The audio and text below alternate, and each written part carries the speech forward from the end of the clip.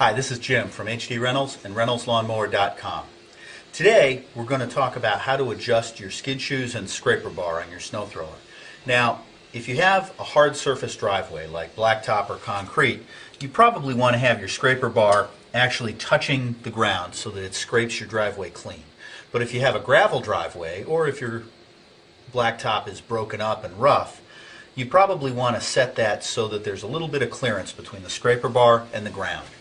Now, the way to do that is to take something like this small block of wood or a piece of steel, something that will give you a little bit of clearance. It'll hold this up off the ground. Do this on a flat level surface like your garage floor. In this case, we've got somewhere between 1/2 and 3/4 of an inch that we've just created between the scraper bar and the floor. Next, you need to loosen the skid shoe bolts. This will take, on an Aaron snow thrower, this takes a 9/16 wrench. And I've already loosened the bolts on the other side. But when we loosen these bolts, the skid shoe slides down to touch the ground.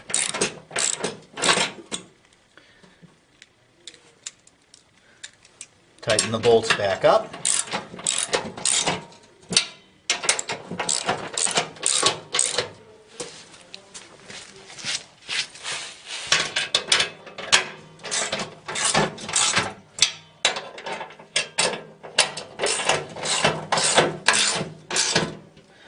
And now, when we remove the block of wood, you can see that there's a pretty good sized gap in there between the scraper bar and the ground.